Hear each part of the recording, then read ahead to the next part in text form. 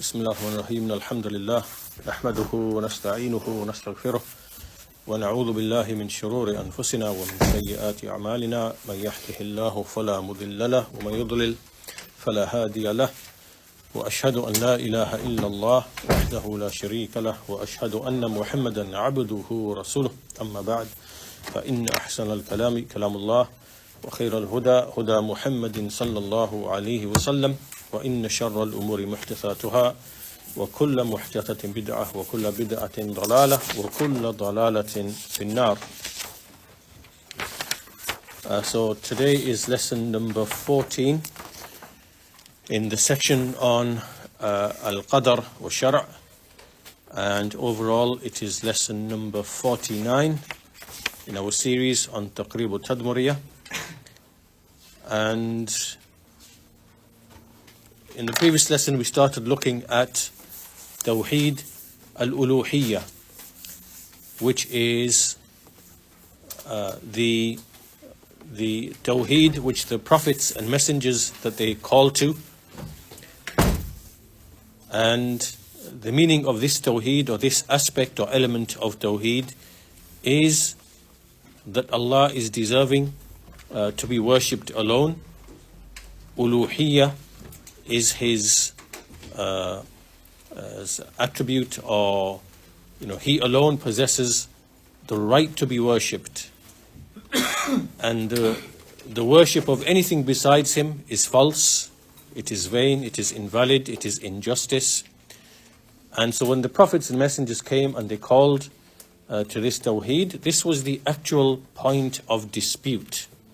The point of dispute was not that there's a creator, there's a maker, there's a Lord, there's one who gives life, the one who takes life. This was never the dispute, right? There was never any dispute that there is a creator, maker, provider, sustainer. The dispute between all the prophets and messengers from the time of Nuh alayhi salam, Noah, to the time of Muhammad sallallahu alaihi wasallam, was on this issue of uluhiyyah, meaning Allah being worshipped alone.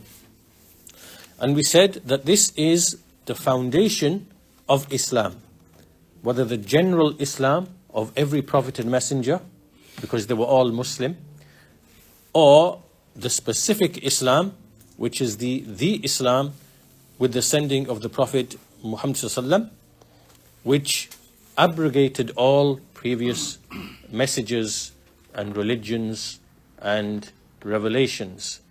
Right? So that is the foundation. Tawheed is the foundation of that Islam.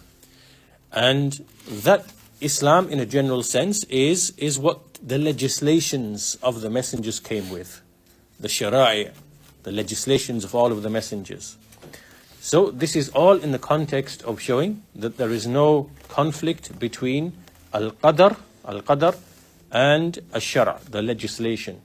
So whatever is in the legislation, which is founded upon Tawheed, whatever is in the legislation of the commands and the prohibitions that we do and that we are obligated to act upon, there isn't any contradiction between that and between Allah's qadr, whatever He has decreed to happen, right? And that is because Allah has put ways and means in His creation.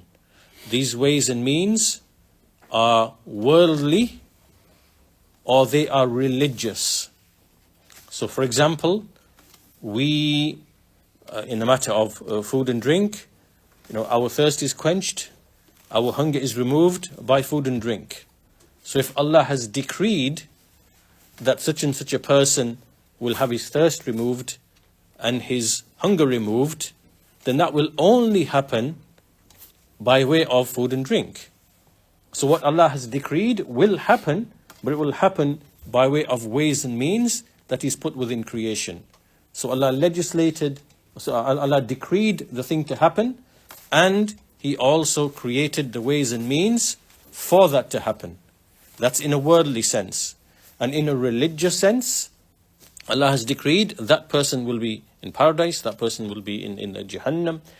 And then He decreed ways and means through which or he legislated ways and means, through which that's going to happen. So there is Iman, there is Tawheed, there is righteous action, there is the prayer, fasting, charity, righteousness to parents, right? So a person who enacts these ways and means, that's his route to his destination, which Allah knows and has decreed, right? And so the ways and means lead to that end.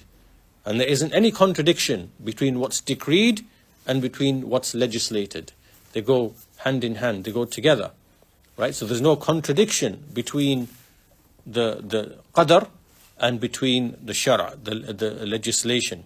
And those who claim there is, this is on the basis of faulty understanding. And so this is what we are discussing. This is what we are discussing.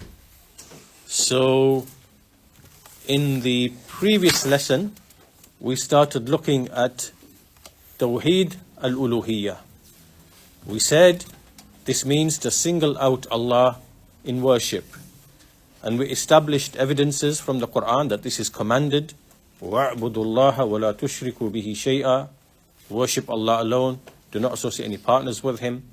And we mentioned that this was the point of dispute. And we also mentioned certain passages in the Quran where Allah mentions the response of the polytheists, the pagans, that when they were told to single out Allah in worship, they immediately understood what the implications were of this call, which is why they showed enmity to the prophets and the messengers.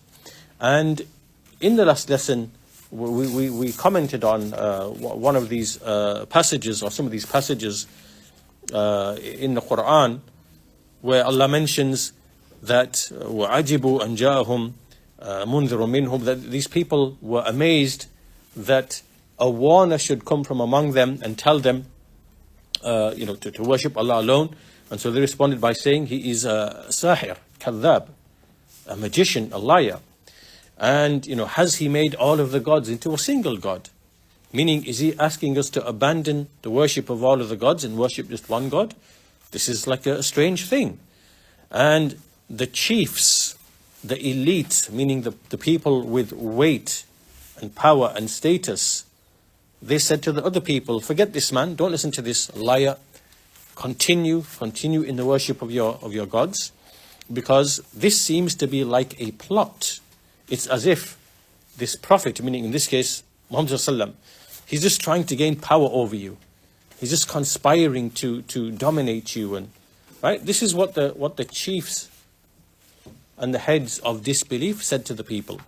And so we said that this scenario that you see described here in these 2 or 3 verses, this captures and encapsulates the state of affairs between between the heads of the people of disbelief and the people of Tawheed, who call them, and then the people in between who are following either them or following either them. And so in a nutshell, basically, false religion, false deen, in which others are worshipped besides Allah, this is injustice. This is injustice. This is dhulm. Inna shirka la dhulmun adhim. Indeed, shirk is the greatest injustice. So when you have false religion, which is built upon shirk, that injustice then leads to every other injustice and corruption. And so thereafter you see in societies the other evils like usury and fornication and alcohol and intoxicants and gambling and abuse of parents and all the other things, the rights which are there, they then unravel and the society becomes corrupt. And then you see among that society are the rich and powerful elite who use these vices to enrich themselves at the expense of the society. right? So false religion facilitates these types of affairs and these types of corruption. And that's why you see, in a modern sense, that, there are huge industries of gambling, where there are billionaires that embezzle the people of their wealth. There are billionaires who make money out of illicit sexual relations, dating, things like that, destroying the fabric of society. There are billionaires who are making money out of gambling, gambling, and also alcohol, intoxicants, which is entrenched within society, which in turn leads to so many other evils. So you have all of these industries which appear, whole industries built on usury, which then leads to wars, right? So usury as an institution is behind most wars. So when we look at all of this, we see that when the prophets and messengers come and they call the people to Tawheed and to worship only one deity, this then becomes an actual threat to the heads and chiefs of this disbelief. So then they do whatever they can. They do whatever they can to discredit this call and to say that these are backward people, ignorant people. They are trying to take you away from your fun and games and your freedoms, so-called, and whatever it might be. And they show tremendous enmity to the prophets and messengers because they have so much to lose. If the people are entrenched in false religion or no religion, then they become easy to enslave. So Islam comes to remove people from this enslavement and to liberate them and to make them, worship Allah and to be enslaved only to Allah, and thereby be protected from all of these vices and these evils which destroy them, destroy their family, destroy their society, destroy their nation. Right? So these verses capture that kind of situation that exists. And so, like in a modern sense, obviously you can make the relevant connections. You can see why so much propaganda against Islam and the Muslims, because on the foundation of Tawheed, so for example, the foundation of Tawheed, it clashes with what is claimed by the Yahud, by the Jews, right? Because in their religion, they claim, as you see their rabbis saying, that they are somehow divine. They are individual pieces of God on this earth, and they have a tribal religion. And in their Talmud, it says very clearly that the whole universe was created just for them to be served. This is not Tawheed. This is shirk, because you are making yourself to be a partner with Allah subhanahu wa ta'ala. You're calling others to worship you. And this is not Tawheed. Your deen is not built upon Tawheed. Right? It's batil, it's muharraf, it's mubaddal, it's mansukh. Right? So there's nothing there. The same with the Nasara, the Christians. Right? That is not Tawheed. Evidently it's not Tawheed.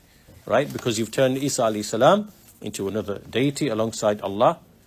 You made him the Lord and the Creator, and you worship him. This evidently is not Tawheed. This is not Tawheed. And the Persian, the Magians, the fire worshippers with two gods, God of good, God of, this is not Tawheed. And then the pagans, the mushrikeen, that's clearly not Tawheed. Right? So nobody else is really calling to Tawheed. Not even the Yahud. Right? Because they make a pretense to be upon Tawheed, but they are not. Right? So among all the people of the earth, it is the Muslimin. So when they call to these things on the foundation of Tawheed, and from Tawheed comes the Sharia with the ahkam, from which is usury is prohibited, alcohol is prohibited, gambling is prohibited, illicit relations are prohibited, cutting the ties of kinship between the parents, children, and whatever is from the major sins, right? And all these other things, then this fundamentally clashes with the type of society or the status quo that you see in many of these nations. That's why the people who profit most and who are are behind all of these billion-dollar industries, whether it's gambling, alcohol, dating, fornication, adultery, usury, whatever, they use their wealth to hinder people from the path of Allah subhanahu wa ta'ala. And so that's why you see the dispute, or the point of dispute, or the battle is on this issue of Tawheed al-Uluhiyyah. Tawheed al-Uluhiyyah. So when they then hindered the Messenger of Allah sallallahu and his message, then this is the purpose for which jihad is legislated, right? To remove the obstacles which come in the way of the conveyance of the message. And so that was the point of dispute. So anyhow, that's in essence what we covered. It's like a recap of the previous lesson. We want to continue. So, like I said, this section here is very, very important because there are many things which are issues which are mentioned in this section. So, from this point, we start today's lesson from here. Now that we understand that the foundation of Islam, upon which the Sharia, the legislation, is Tawheed, and it's Tawheed al-Uluhiyyah. So the next question naturally follows: how do you make tahqiq of this type of uluhiyyah? Meaning, how do you now enact? How do you put this into effect? How do you act upon this and reflect it in your being, in your person, in your speech, in your beliefs, in your actions, right? Because we want to enact it, because that's the whole purpose. Because the messenger is called to this tawheed, then obviously it has to be enacted, put into practice. So this is when the Shaykh moves on and he says, وَالتَّحْقِيقَ هَذَا النَّوْعِ أَنْ يُعْبَدَ اللَّهُ وَحْدَهُ لَا شَرِيكَ لَهُ بِشَرْعِهِ الَّذِي جَاءَتْ بِهِ رُسُلُهُ كما قال الله تعالى فمن كان يرجو لقاء ربه فليعمل عملا صالحا ولا يشرك بعبادة ربه أحدا. So the Shaykh says, the actualization, right, the putting into practice of this type is that Allah is worshipped alone, without any partners therein, and He is worshipped through His legislation, right, through what He legislated, which His messengers came with. As Allah the Exalted said, whoever hopes in the meeting with his Lord, then let him work righteous deeds, and associate none in the worship of his Lord. This verse is the last verse in Surah Al-Kahf, right? The 18th chapter of the Quran, verse 110. It's the very last verse. And the Shaykh has mentioned this verse to show that that we first of all worship Allah. فَلْيَعْمَلْ عَمَلًا صَالِحًا. We worship Allah by doing righteous deeds. وَلَا يُشْرِكْ بِعِبَادَتِهِ أَحَدًا. And He does not associate any partners in the worship of His Lord. So we worship Him alone, and we do righteous deeds, right? Which means to follow the Sunnah, to follow His legislation. So here now the people become divided into three groups in relation to actualizing this uluhiyyah or this tawheed, right? On the basis of this verse, right? And on the basis, so let's be clear what we are saying here, what the Shaykh is saying. How do you actualize this tawheed for which the messengers were sent? Very simple. It's two things. That you worship Allah alone, and you worship Him through what He legislated, through His messengers.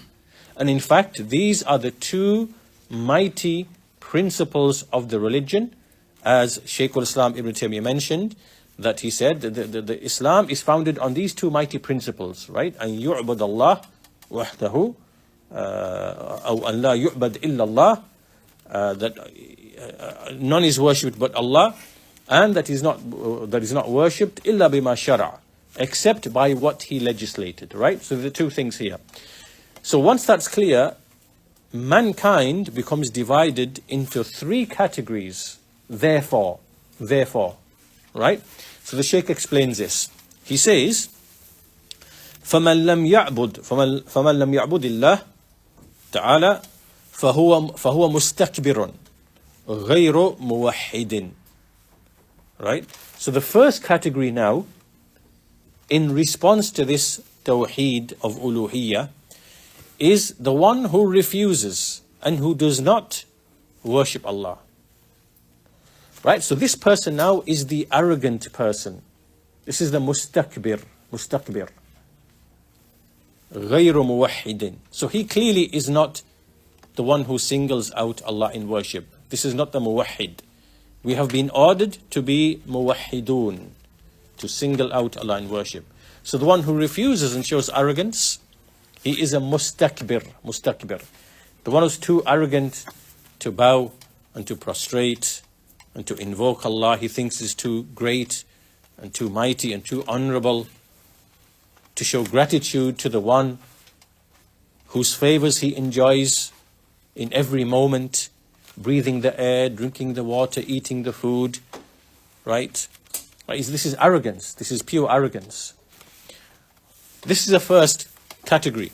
Second category, the Shaykh says, وَمَنْ عَبَدَهُ وَعَبَدَ غَيْرَهُ فَهُوَ مُشْرِكٌ غَيْرُ مُوَحِّدٍ.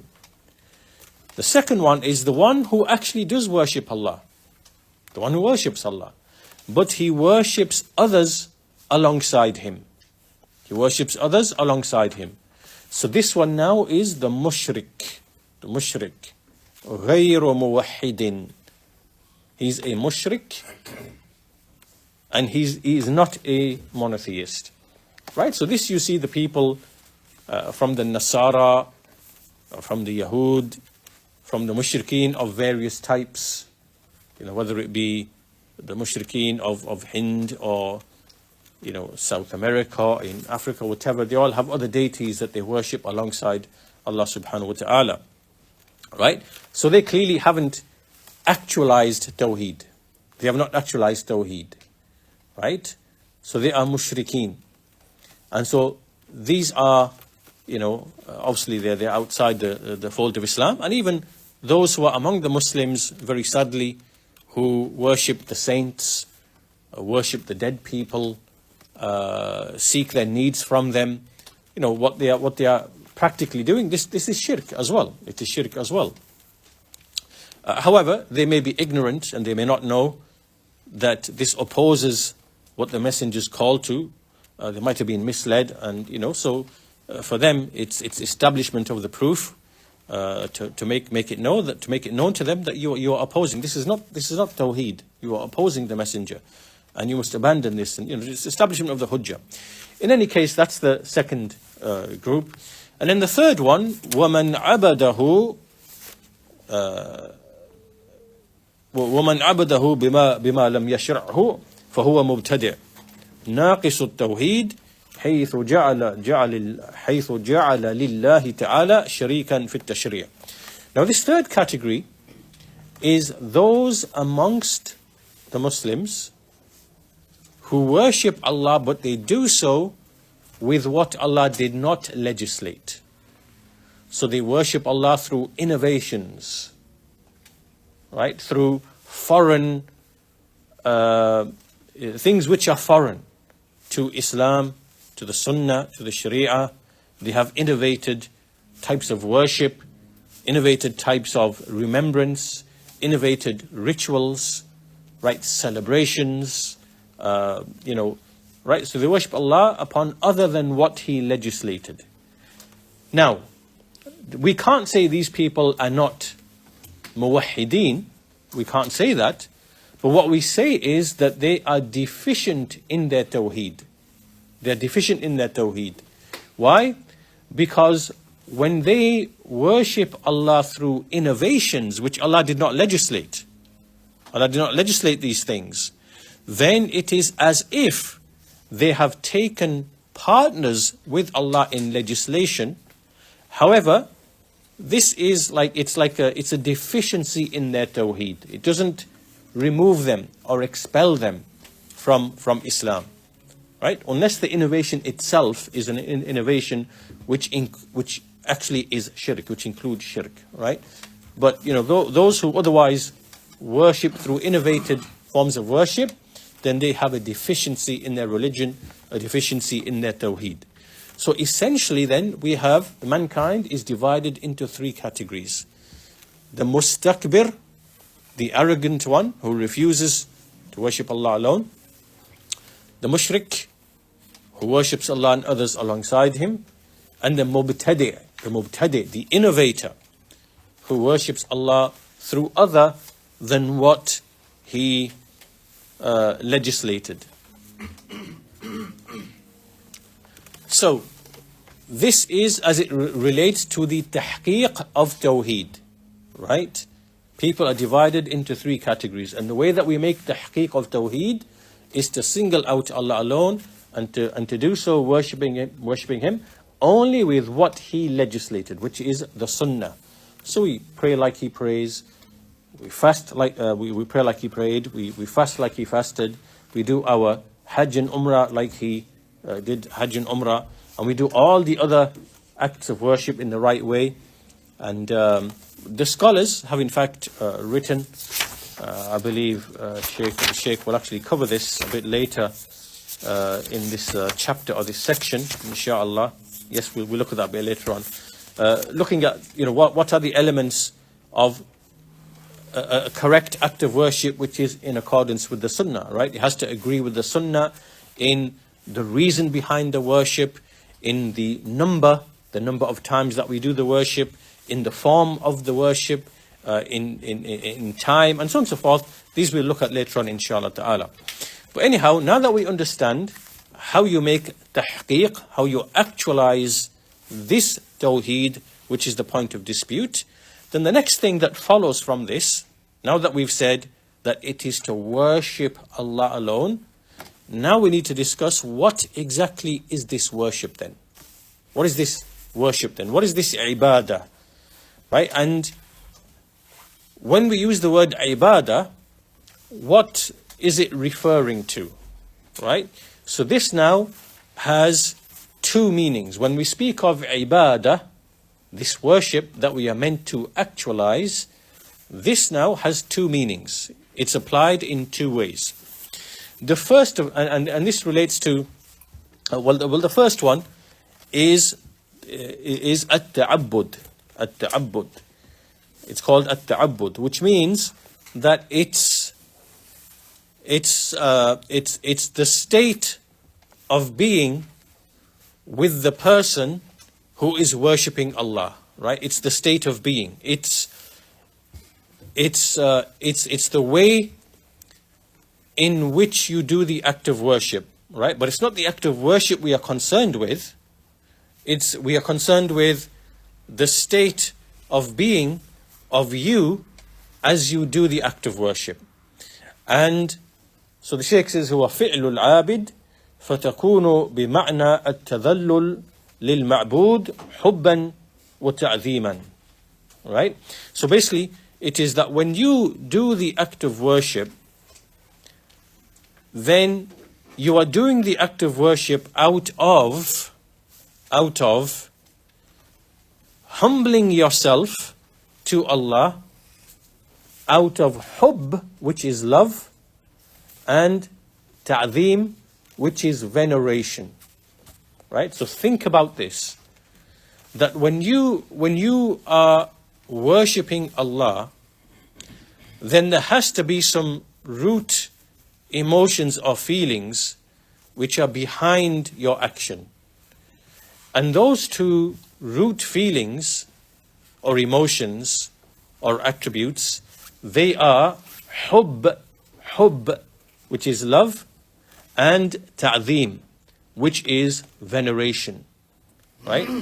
And these two are the foundation of worship as it relates to you, and your state of being. Right? So, how and why is this? Well, the Sheikh says, فَالْحُبْ يَكُونُ طَلَبُ الْوُصُولِ إِلَى مَرْضَاتِ الْمَعْبُودِ بِفِعْلِ مَا أَمَرَ بِهِ وَبِالتَّعْظِيمِ يكون الحرب من أسباب غضبه بترك ما نهى عنه. Think about it. When you seek Allah's pleasure, then it is out of love for Allah subhanahu wa ta'ala. And it is that love for seeking Allah's pleasure that leads you to do what He commanded, to do the things which He commanded. So this hubb, or this love, is what drives you to do the commanded things. Conversely, the ta'zeem, which means that you venerate Allah. In your heart, Allah is great and magnified, meaning that you have awe and that you have fear because you venerate Allah, right? This then is what drives you to leave that which He prohibited, right? So when you do the individual acts of worship, whether it be prayer, whether it be fasting, what's driving you to do it? It is love of Allah's pleasure. So love drives you to do the commanded things. And when you keep away from the prohibited things, what's driving you to do that? It is veneration of Allah, ta'zeem, right? Which obviously leads you to fear Him and so on and so forth. So you abandon those things. This is what we mean.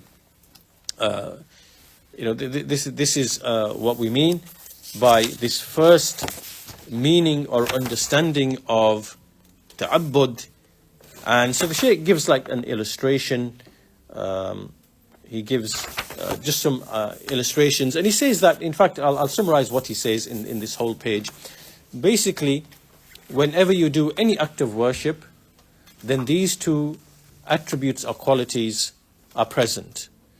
And in effect, these are really like, if you like, the spirit behind the deed. And without them, a deed simply becomes a habit, right?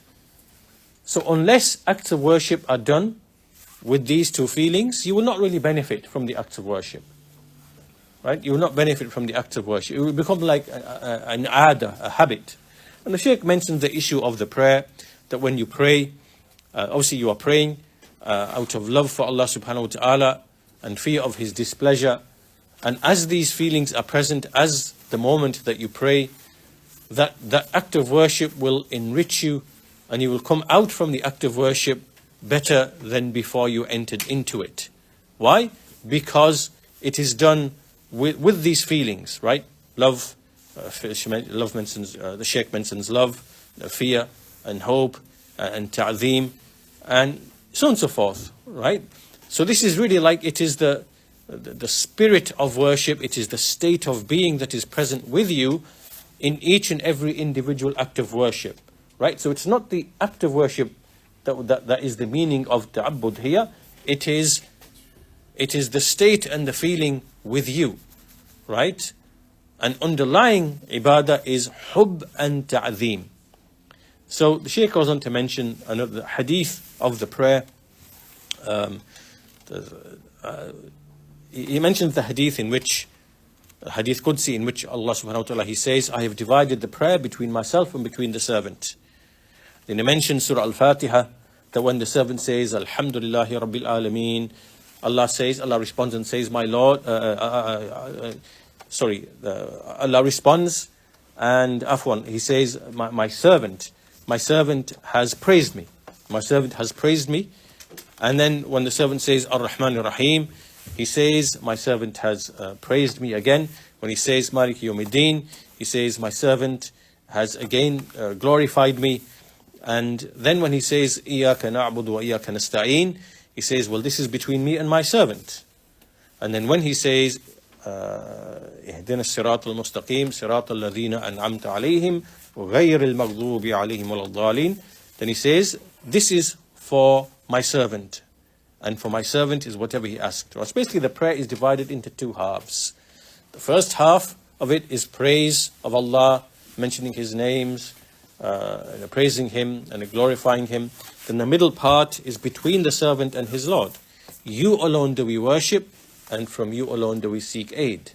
And then the latter half, the final verses, when the servant asks for being on the straight path, which is knowledge and action, not to be like those who went astray, nor upon those whom is Allah's anger. Right? So that's now the servant asking from himself. So the point being that while the servant is in the state of prayer, he is praising Allah out of love for Allah.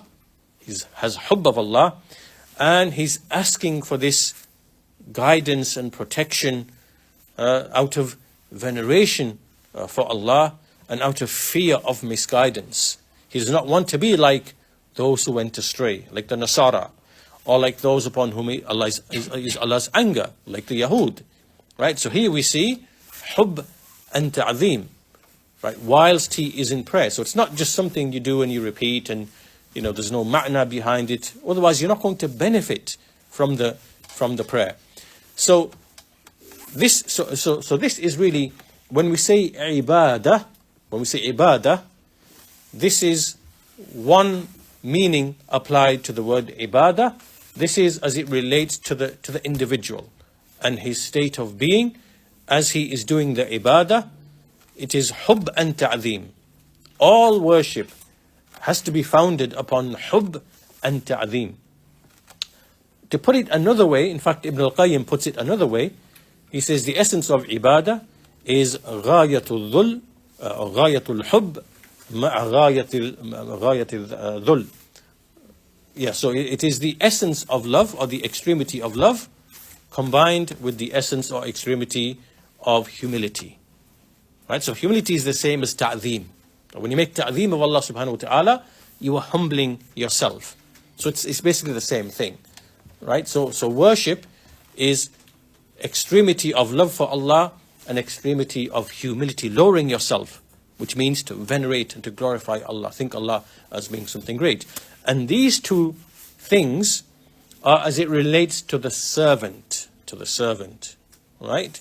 Now the second meaning of ibadah, the second way that the word ibadah is used, then this is refers to al-muta'abbadu bihi, which means the thing through which you are worshipping Allah. The thing through which you are worshipping Allah, which means the individual act of worship. The prayer, the fasting, the charity, righteousness to parents, right? These are now individual acts of worship. Right? So here, this is what we mean by ibadah. This term ibadah refers to everything through which Allah the Exalted is worshipped. So the Shaykh mentions qat-tahara, purification, was-salah, prayer, as-sadaqah, giving charity, was-sawm, fasting, wal-hajj, doing pilgrimage, wabirr al-walidain, which is righteousness to parents, wasilatul arham, keeping ties with your relatives, and so on and so forth, from all the other types of worship. Right? So this is where we get the definition from Shaykhul Islam Ibn Taymiyyah rahimahullah, the famous definition. If you recall, we looked at it from the book Al-Ubudiyyah. He mentions it at the beginning. What is ibadah? It is ismun jami'un لكل ما يحبه الله ويرضاه من الأقوال والأعمال الظاهرة والباطنة. Right? It is a term, comprehensive term, that refers to everything that Allah loves and is pleased with, from the statements and actions, both inward and outward. So this covers every act of worship. Every act of worship, whether it is something that you feel in the heart, like love and fear and reliance, whether it is something that is said on the tongue, such as making remembrance of Allah, whether it is the acts of the limbs, like praying, fasting, giving charity, and so on and so forth. Right? The word ibadah, therefore, covers all of the individual legislated acts of worship. Right?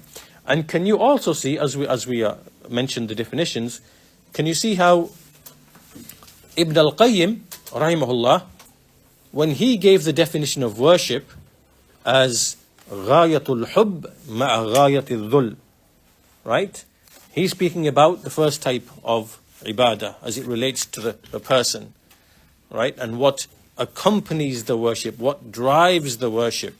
And when Ibn Taymiyyah rahimahullah mentions this definition, ismun jami'un likulli ma yuhibbu warda, to the end, he's talking about the second definition, right? Referring to individual acts of worship. These are worship, right? Prayer, fasting, charity, purification, and so on and so forth.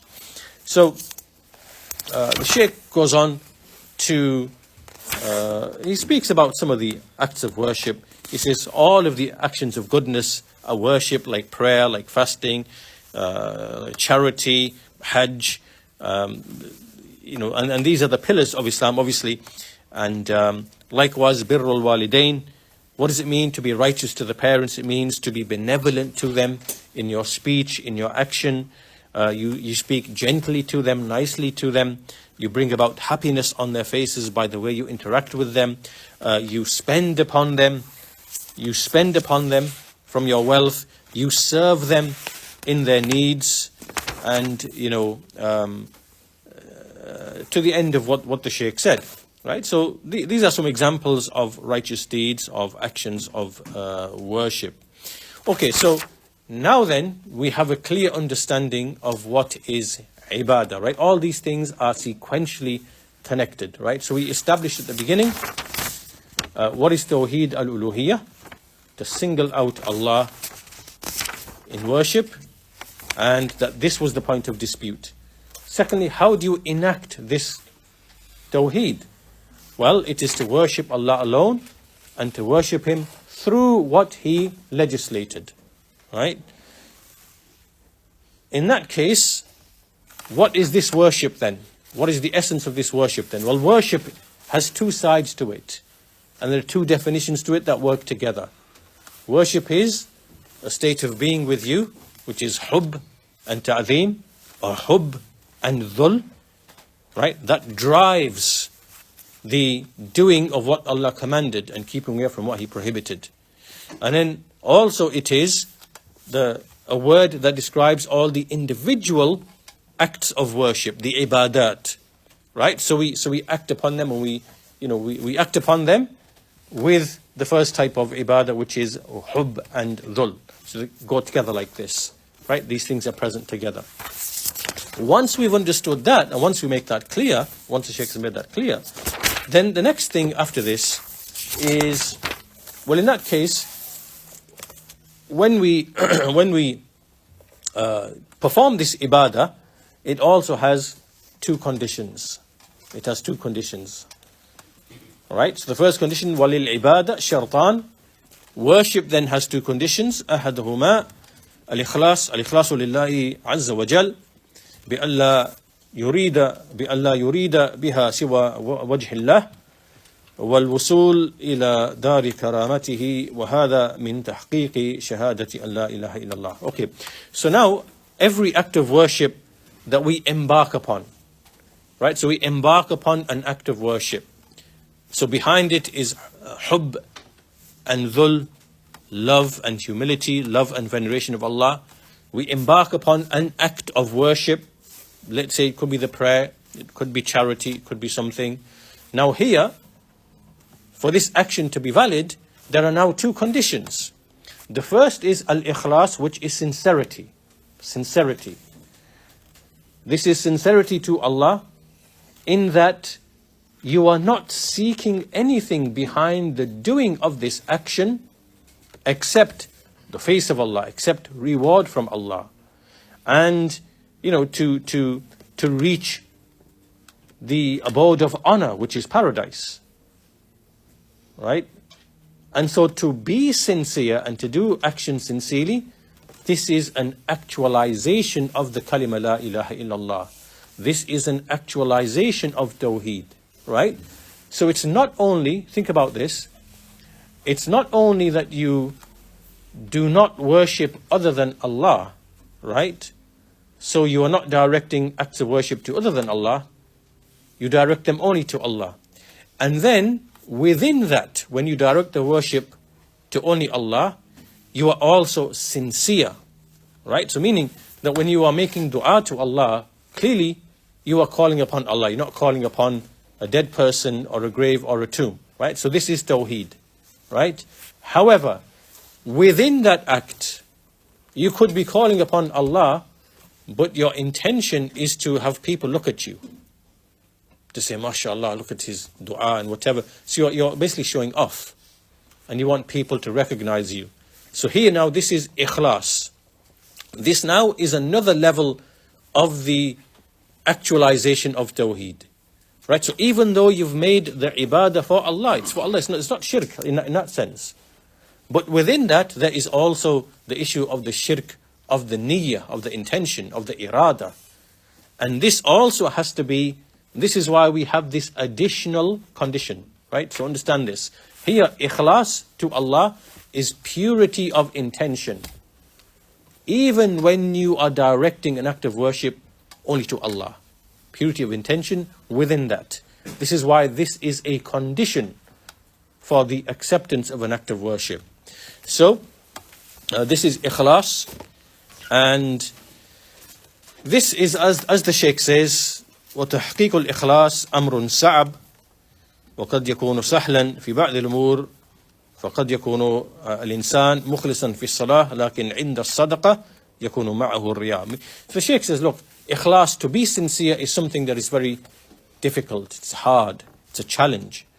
Some people might find it easy to have sincerity in some acts of worship, like the prayer, for example, but find it hard to be sincere in other acts of worship, such as giving charity or things which are in the public domain or the public eye or something. All right? But the Shaykh says, ikhlas, sincerity, al-ikhlas, min ashad ma yakun tahqiqan, it is one of the most difficult things to actualize. To be sincere and to make one's intentions and motives only for the sake of Allah without any other, pursuit or motive. Until some of the Salaf, the Shaykh says, ما جاهدت نفسي على شيء مجاهدتها على الإخلاص. That I have not strived against anything, in anything, or against my soul with respect to anything, like the way I strive against it to achieve ikhlas, to achieve sincerity. Right? Meaning that you have to fight against your intentions, your feelings, your motives, your desires, to make sure you're asking all the time, why am I doing this? What's the reason I'm doing this? Whose pleasure am I seeking?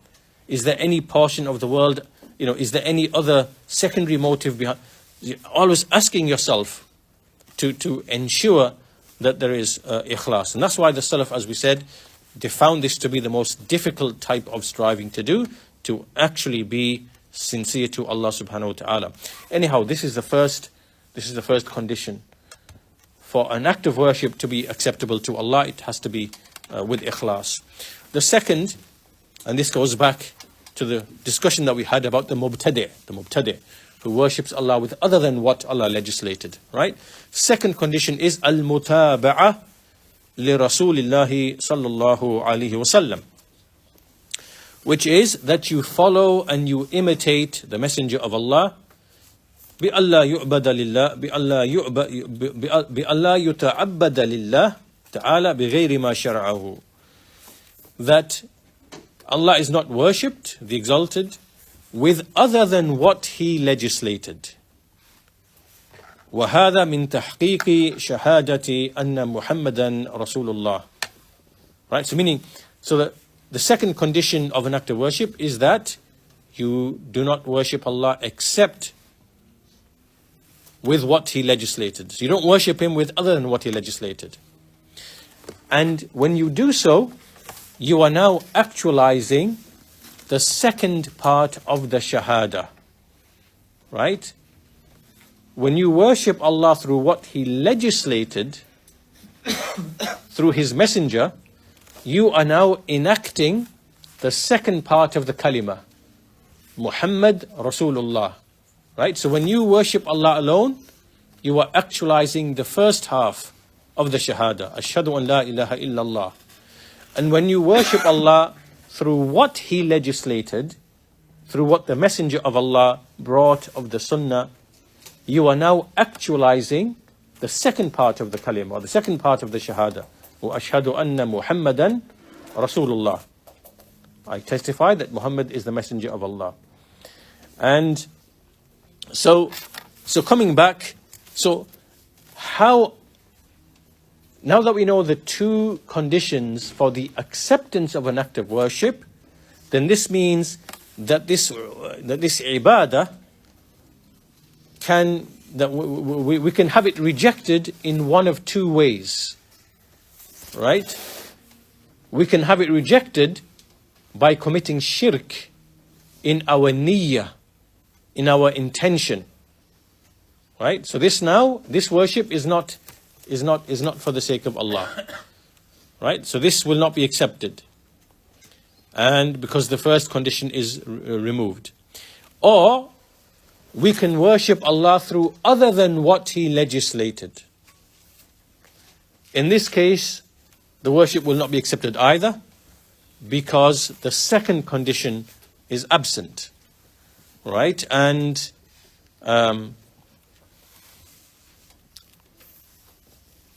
this will be a rejected act of worship. And the Shaykh gives a very nice analogy for this. The second condition, sometimes we have a hard time explaining to people of innovation why they have to worship Allah through what He legislated specifically. And the good example the Shaykh gives is that because following and imitating the Messenger, al-mutaba'a, has been made a shart, a condition, because the Messenger ﷺ explained very clearly all the affairs of worship, right? He made clear the path through which we worship Allah. So this would be, for example, if someone tells you that to get to a certain house or a certain location or a certain place, then, there is this specific road and this specific path through which you get to that house or to that destination. And you have to stick to that path and follow that path. Right. If you didn't do so, well, very clearly you are not going to arrive at the house. You're not going to arrive at the house. It's just common sense. Right? So in the same way, when the Messenger of Allah laid down and explained in detail how to do all the things, how to purify oneself, how to worship Allah in the prayer, how to make dua, how to make hajj, how to make umrah, how to, on all the other individual affairs of worship, and all the details in that respect as well, in terms of the time, the place, the number, the form, the reason, all these things that we'll discuss in the next lesson, inshallah ta'ala, then that has to be adhered to. It has to be adhered to, right? So, just to give you like a quick example, Allah subhanahu wa ta'ala through His Messenger has legislated the way that we, for example, show mercy to the dead and how we benefit the dead through actual legislated things, right? So from them is that we perform Salatul Janazah for the dead person, right? This is a type of shafa'ah. This is a type of intercession for the dead person. Likewise, we make dua to Allah to give this person firmness as we leave the grave. We ask Allah to give him firmness, tathbeet, and forgiveness. Likewise, we are permitted to make dua for the deceased. We can give charity for the deceased. You can make umrah for the deceased, right? There are certain things which are clearly legislated and which will benefit the dead. But now if you come along and you say, well, okay, on every Thursday, I'm going to gather my relatives together, and we're going to make food, and we're going to recite Surah Yasin 50 times or something, so many times, and then we're going to put the food, and we're going to raise our hands and make dua, and then we're going to offer the food and the reward to the dead. Well, here now, this is an innovation. This is a bid'ah, right? And it's formed in a way, even though the individual elements to make dua is from the Sharia, to read the Quran is from the Sharia, but the way that you've specified all these individual details, you've specified a time, you specified like a number, recite Surah Yasin, 50 times, whatever it might be, and then where is this in the Sharia? The Sharia didn't give this formulation. This now is a bid'ah. This action is rejected. It will not be accepted.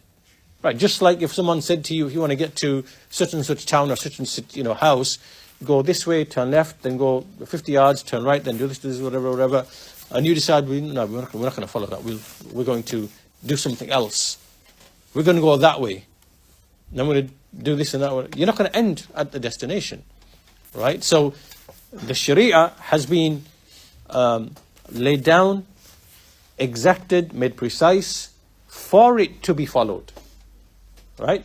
So if you worship only Allah but then worship Him through what is innovated, you are not actualizing Tawheed. You cannot be actualizing Tawheed. Right? Which is why al-mutaba'ah is a condition, a second condition for the act of worship to be accepted. Now from this point the Shaykh goes on to give numerous evidences from the Quran and the Sunnah to show that ikhlas and mutaba'ah are required conditions of an act of ibadah to be accepted. Right? Now we'll finish at this point because we'll start the evidences inshallah ta'ala in the next lesson. But just to make a point, as you can see from this so far,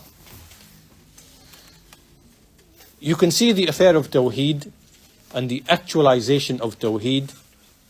And you also know in the Quran, through the stories of the prophets and the messengers, how Allah Azza wa Jal, He promises His aid and His victory to His prophets, to His messengers. And He gives examples of His prophets and messengers as to how He gave them aid and victory. Why? Because they actualized Tawheed. And to actualize Tawheed is not a light affair. Not a light affair. It requires knowledge, teaching, nurturing, clarifying all these things, especially when a Muslim nation is plagued with innovations, with shirk, right? And because of that reason, it's for that very reason that you see trials, calamities, tribulations, occupations, humiliation. There are reasons behind these things. And those people who really truly understand the call of the prophets and messengers and who follow the methodology of the prophets and messengers, they can clearly see what the actual, real, true, underlying problems are. And they address those true, real, underlying problems with teaching and education and nurturing upon this to make these affairs clear to the people. Right? So that the people are actualizing Tawheed in the right way, as a result of which Allah Azza wa Jal, He lifts calamities and He gives aid and victory over the a'da, right? Over the enemies, whatever. Right? So, and this is what the people of the Sunnah, they are involved in, they engage upon this patiently, because they know that this is the only actual foundation for aid from Allah subhanahu wa ta'ala and the removal of humiliation. And the examples of the prophets are very clear in the Quran, but there are also examples from Islamic history where this has happened. Shaykh al-Islam Muhammad ibn al-Wahhab rahimahullah ta'ala, before that Shaykh al-Islam Taymiyyah rahimahullah, examples in his lifetime, when the Tartars and the Mongols came, right? There are many examples where we can see this clearly having the effect. So anyhow, I wanted to stop at that point, and inshallah I will continue the discussion In the next lesson, walhamdulillahi rabbil alameen, wa sallallahu ala nabiyyina Muhammad wa ala alihi wa sahbihi ajma'een.